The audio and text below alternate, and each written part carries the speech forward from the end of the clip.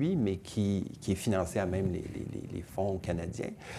Et même chose pour le bataillon de la CARICOM, là, qui va se joindre à la mission multinationale d'appui à la sécurité.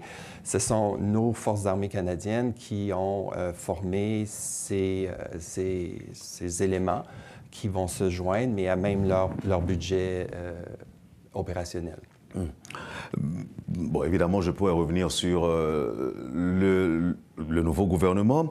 Mais, Monsieur l'ambassadeur, la résolution 26/99 du Conseil de sécurité de l'ONU, qui autorise la mission multinationale d'appui à la sécurité pour une période initiale de 9 mois, prend fin le 2 juillet, soit dans 19 jours. Alors, pour diverses raisons, certes, la mission n'est pas encore déployée, alors que la situation sécuritaire n'a de cesse de se détériorer, de s'aggraver en Haïti. Selon vous, quelle est la suite probable et logique de la résolution 26/99, selon vous? Même si...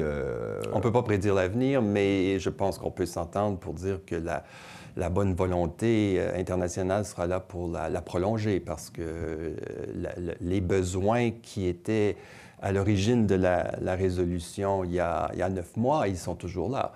Donc, bon, évidemment, le déploiement de la mission multinationale a été retardé, mais je peux vous garantir que le travail avance et que ce n'est qu'une question de semaines pour qu'on puisse accueillir... Donc, vous êtes confiant que le déploiement se fera? Absolument. Et pourquoi? Comment vous expliquez cette confiance? Bien, moi, je vois beaucoup de ce qui se fait derrière la scène. Donc, la constitution du fonds qui paiera pour cette force, la mobilisation de la communauté internationale, la construction de la base qui les accueillera. J'ai eu la chance de la visiter. La base est prête pour accueillir la mission. Donc, on parle vraiment de petits détails finaux et moi, j'ai vraiment bon espoir que, comme ça a été annoncé, ça se fera dans les semaines à venir.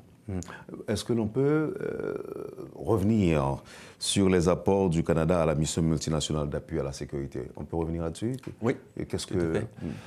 Bon, concrètement... En quoi consiste... Notre appui, bien, comme on expliquait, bon, il y a 80,5 millions qui a été investi dans le fonds pour subvenir payer pour cette mission. Donc, c'est une contribution importante, la deuxième en importance. On travaille aussi très fort. Madame Joly fait beaucoup d'efforts à mobiliser ses alliés, nos alliés, la communauté internationale, pour que d'autres pays suivent et fassent la même chose. On a aussi tout à l'heure parlé de la formation du contingent de la CARICOM. On a fait un premier contingent. Il y aura des formations sûrement qui suivront dans la même lignée.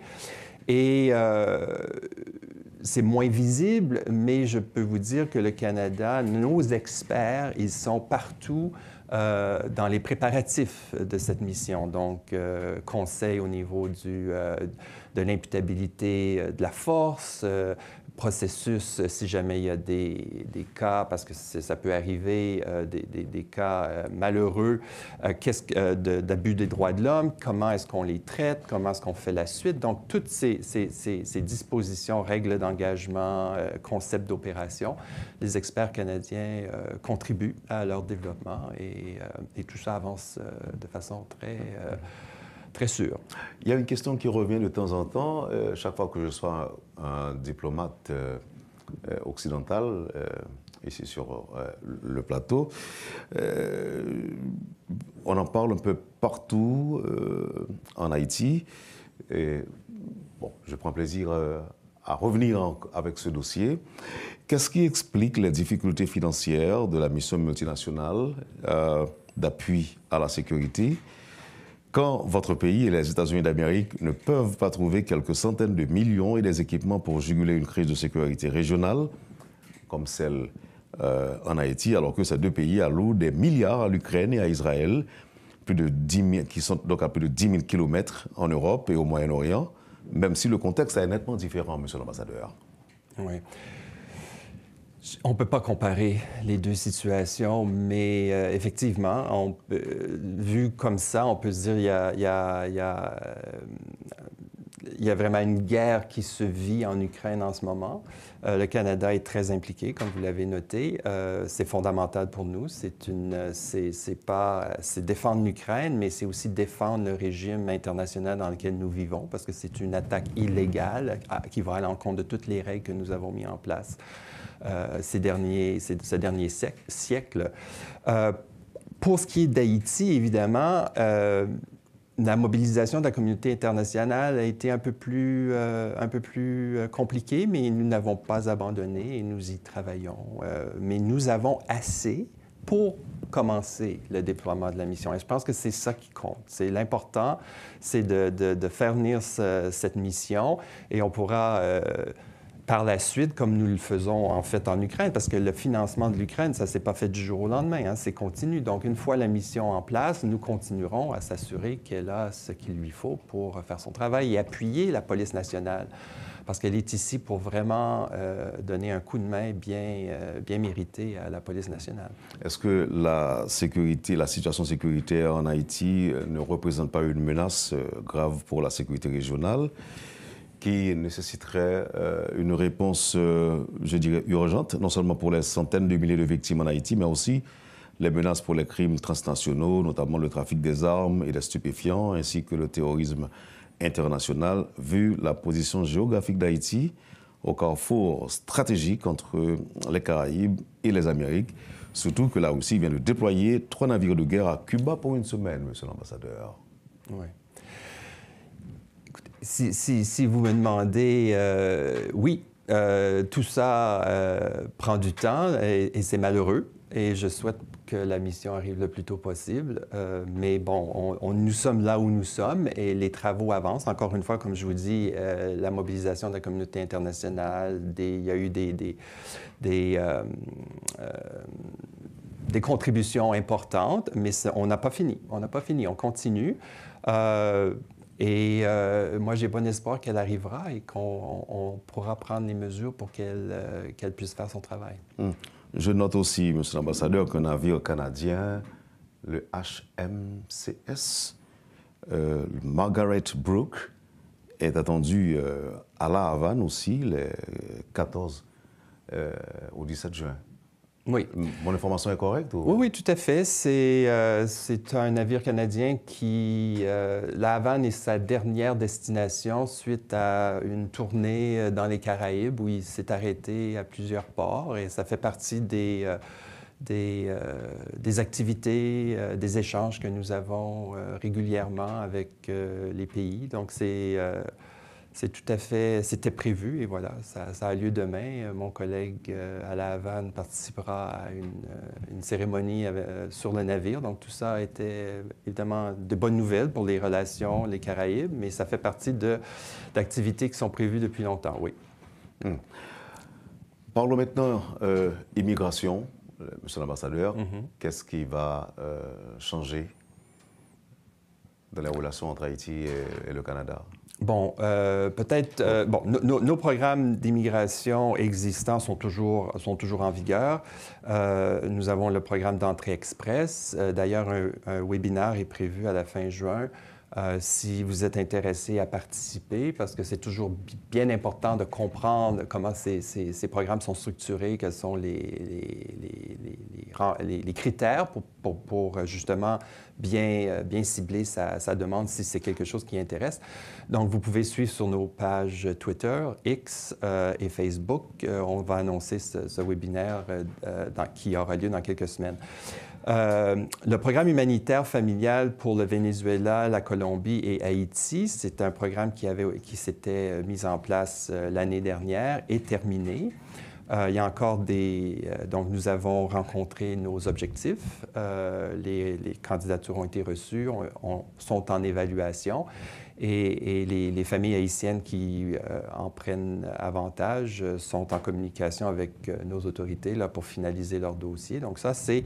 Et malgré la crise qui a eu lieu, beaucoup de ce travail a continué. Donc, il faut bien comprendre que l'ambassade n'a jamais fermé. Nous demandions aux gens qui devaient venir nous voir de prendre rendez-vous, mais nos opérations, que ce soit consulaires, d'immigration, toutes nos opérations, en fait, ont continué continuer malgré les difficultés auxquelles on faisait face. Évidemment, il y a aussi le programme de visa-études, le programme de parrainage pour époux, conjoints de fait, enfants, parents. Ça continue aussi. Et c'est important de noter que pendant la crise qu'on a vécue ces dernières semaines, ces derniers mois, avec la fermeture de l'aéroport, on a fait des départs assistés pour les Canadiens et les membres de leur famille. Ça continue ou pas? Ça, c'est terminé. Maintenant que l'aéroport a réouvert, la nécessité n'est plus là. Mais alors qu'il n'y avait aucun moyen commercial pour sortir du pays, nous avons facilité le départ des Canadiens qui souhaitaient rentrer chez eux. Ils ont commencé à revenir, non? Ah ben, j'espère, oui. Mais nos avis aux voyageurs est de toujours éviter de voyager en Haïti, à moins que ce soit absolument nécessaire, parce que l'insécurité demeure très importante. Je pense qu'on s'entend. Mais c'est sûr qu'avec la reprise des vols commerciaux, les gens qui doivent venir par affaires ou visiter la famille pour des réunions importantes, essentielles, la possibilité est là. Mais lorsque cette possibilité n'existait pas, on a quand même réussi à assister près de 700 Canadiens, résidents permanents, membres de leur famille immédiate à rentrer au Canada. À votre avis, Monsieur l'ambassadeur, est-ce que la situation a arrêté de se dégrader, la situation sécuritaire, je veux dire? Moi, ce que je constate, mais je ne suis pas partout, c'est qu'effectivement, depuis l'installation du Conseil présidentiel de transition, il y a une certaine normalité, mais c'est une normalité que nous essayons de changer. Hein. On s'entend, le pays reste en crise sécuritaire, en crise humanitaire, et c'est cette normalité, on veut qu'elle devienne autre, que cette sécurité soit réelle. Mais bon, il y a quand même ce qu'on a vécu, la fermeture de l'aéroport, la prise en otage du port, ça s'est beaucoup calmé depuis quelques semaines. Qu'est-ce qui est en vue en termes de reprise des activités aériennes ou encore en termes de liaison entre le Canada et Haïti? Qu'est-ce qui est prévu? Bon, vous savez que nous avons ce vol Air Transat hebdomadaire qui a arrêté pendant la fermeture de l'aéroport. Je sais qu'Air Transat travaille à rétablir la connexion. On espère que ce sera bientôt. Voilà. Et en plus de ce que vous offrez pour faciliter le déploiement de la mission d'appui, en termes de coopération, qu'est-ce que vous avez défini?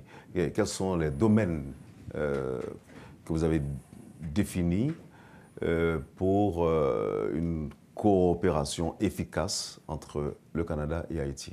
En dehors du domaine de la sécurité. De la sécurité, en dehors. Donc, parce que c'est ça, c'est plus de 300 millions. Hein. On parle du 100 millions qui était de l'aide ponctuelle à la police nationale haïtienne. On parle du 80,5 millions pour la mission multinationale. Mais le programme de développement international que le Canada a en Haïti est un des plus importants que nous avons à travers le monde. Là, il est dans les 3 plus importants, donc définitivement le plus important dans les Amériques. 300 millions depuis 2022. Je peux vous donner des exemples parce qu'évidemment, il y a des ramifications un peu partout, mais nous travaillons beaucoup avec le PAM, le Programme alimentaire mondial. 200 000 enfants sont nourris, ont un repas chaud par jour grâce au Fonds canadien et on comprend que dans 390 écoles, on comprend qu'un enfant bien nourri va apprendre beaucoup mieux. Donc, c'est un investissement dans l'avenir du pays, dans l'avenir de la population haïtienne où l'éducation est tellement importante. La beauté de ce programme, puis je pense que c'est important de le mentionner, c'est aussi que le programme d'assistance alimentaire pour les élèves avait commencé avec 100 % des denrées alimentaires importées. Nous sommes aujourd'hui à 50 % de denrées locales et l'objectif d'ici quelques années, je pense d'ici 1 an ou 2, ça sera d'être à 100 % de denrées locales. Donc, non seulement nous réussissons à nourrir les élèves, mais aussi à développer une agriculture locale qui rencontre les normes nécessaires pour ce programme. Donc, c'est des petits agriculteurs, souvent des femmes, qui développe cette capacité de production continue, qualité. Donc, c'est un beau programme à ce niveau-là. Il y a aussi, évidemment, on est impliqué dans le renforcement des capacités de protection du citoyen, que ce soit la défense des droits de l'homme, société civile, augmentation de la participation civique. Donc, ce sont, encore une fois, gouvernance, développement de la population qui est au fait de ses droits, qui peut participer activement au processus démocratique. Soins de santé maternelle est un autre axe qui est très important pour nous. Et l'éducation des filles et des garçons, évidemment, vient s'ajouter à tout ça. C'est essentiellement les grands axes. Est-ce que c'est prématuré de parler de bilan ou encore de questionner l'efficacité de cette aide? 300 millions, pour vous répéter, Monsieur l'ambassadeur, de 2022 à nos jours. Est-ce que quand même vous êtes satisfait de cette aide-là quand on regarde la situation? C'est vrai que ce n'est pas l'aide au développement, ce n'est pas cette assistance-là qui va contribuer au développement d'Haïti, mais quand même 300 millions investis